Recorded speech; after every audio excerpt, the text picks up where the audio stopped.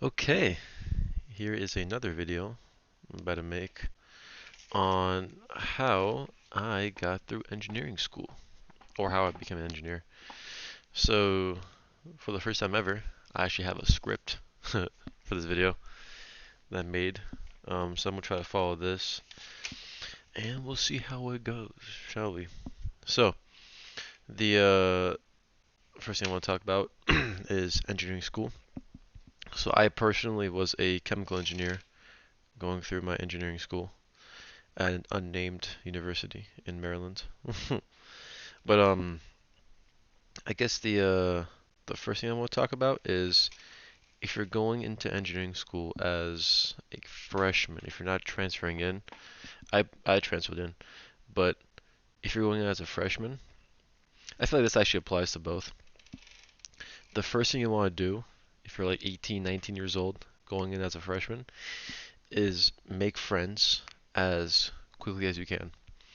Because I'll tell you one thing, if you don't have friends in engineering school, it is hard to do a lot of things. So like the homeworks can be some of the homeworks can be quite brutal. And so if you don't have friends to like bounce ideas off of, that could be challenging. Or if you don't have friends to like do the homeworks together with in general, because I think at least for me, most of the homeworks we did were actually encouraged or required to be done in groups. So I guess like if you don't have friends, that makes it challenging to do. So I would, if you're like a freshman going into engineering school, make friends as quickly as possible. 'Cause they'll help you homework, socializing. That makes it 10 times more easier. So, you have something to like look forward to every day in school, right? Like you're not like going by yourself all lonely and shit. If you're transferring in to an engineering school like I did, it's tough because the people that you're going to be that you're going so if you're transferring into a engineering school and you're going into your major, the people who have been there are already friends, right? So if you're going in there new halfway through the 4-year program, then making friends is a tad bit more challenging because those people that are already in that 4-year program are already friends, already know each other. So you going in as like a newbie, like during like your junior year or something, it's gonna be like challenging, is what I found. So yeah, make like regardless, just try to make friends as quickly as possible because it makes doing homeworks and stuff a lot easier. Along with that is that you get to bounce ideas off of each other, so information spreads much more quickly if you have friends. So let me give you an example. If the professor has a homework due on a Friday, for example, but he wants to push it back to like a Monday, and you don't check like your school page or like your class page, having friends to tell you like, oh, like this homework got pushed back, or like, oh, this like information got changed or whatever, is a lot easier.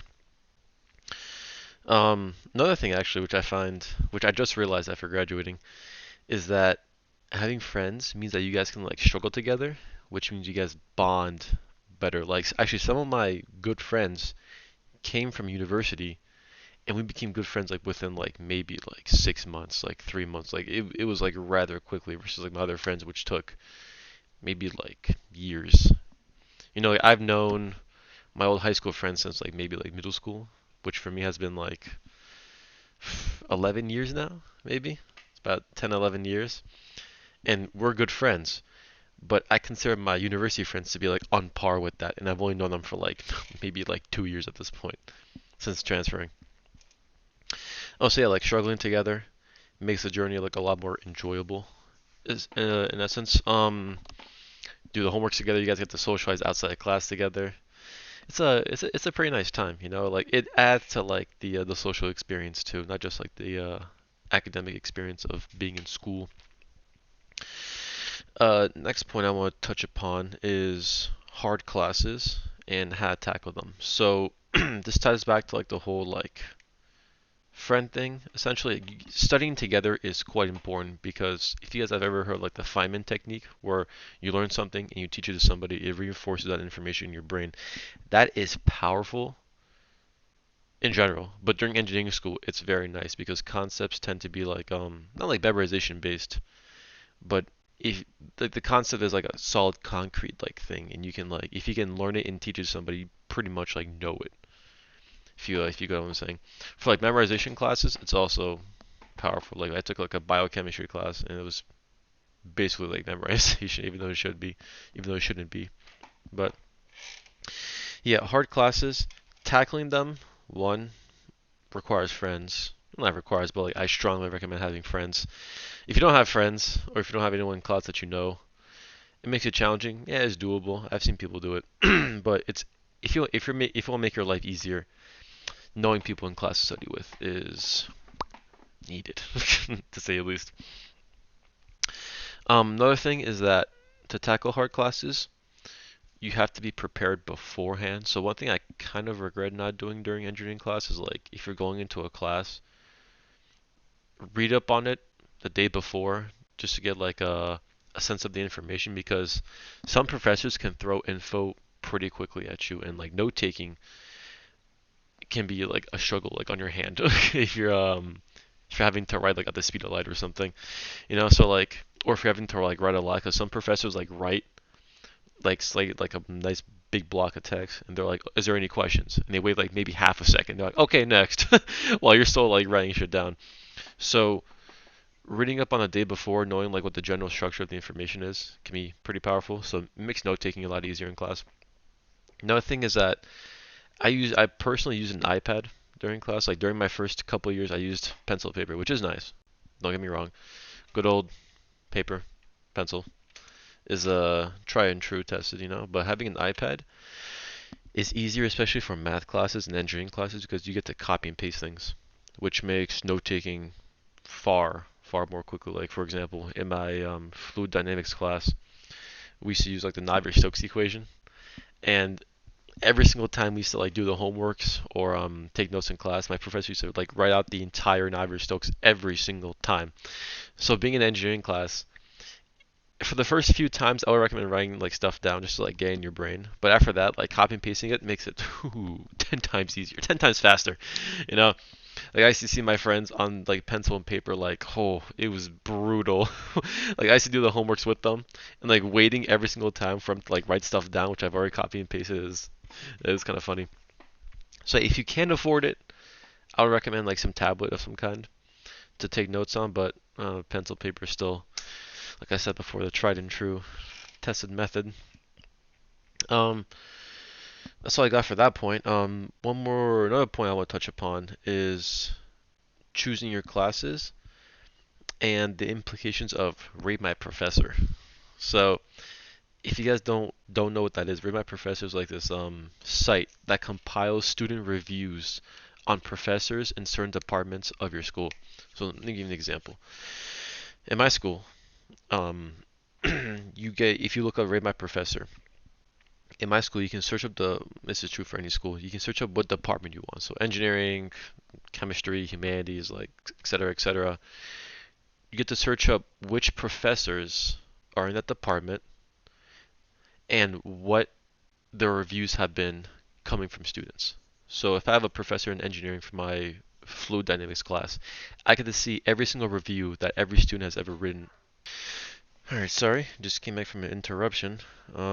Anyways, as I was saying, so rate my professor. You get to say look up a professor that you want and see that every single review ever written about that professor, which gives you like a sense of like what that professor's about, right? The problem with this is that there can be like some reviews that are unwarranted, I guess. Like for example, some students who like don't really try in class or like just don't like the professor in general, like their teaching style, or whatever, they might write like a bad review, even though that professor might be like perfectly fine, like teaches well, answers questions, like helps you in the homework, like et cetera, et cetera. There are some students who write like reviews that like just don't align with what that professor actually is, right? So like sometimes like it's not very that all that helpful. Is what I'm trying to say. Like I've had professors who were like 4.0s or like 3.5, like they're rating as 5, right? And they've been like just not good. Or I've had professors who were like 1.7s, which is objectively like a bad bad score to have, and they were actually kind of decent, right? So take it with a grain of salt. It's not bad, but I wouldn't depend on it entirely. Up next, I want to talk about is balancing school and life, which is challenging, especially for STEM students and especially for like pre-meds and engineers. So, the first thing that you want to realize is that engineering school, they give you a ton of work and they expect it well done within a relatively short period of time. Right? It's typically how it goes, like homeworks, projects, stuff like that. So, one thing you gotta realize is that you can't always stick to doing the homework. Because if you always stick to doing the homework, there's no time for anything else that makes you happy. And if you aren't happy, then you won't perform as well. Your performance goes down over time. So one thing I do want to talk about here is like, for example, with me, the importance of exercise. Exercising or like taking a break between doing whatever and going to exercise or doing like any form of like strenuous activity on your body is super beneficial because one, it wakes you up. Yeah, that's about it really. It kind of just like wakes you up, allows you to perform better. Like it kind of clears your mind, like defogs your brain after you've been doing like the same thing for like 6 hours. You know what I'm saying? So one thing, again, importance of exercise. Let's see.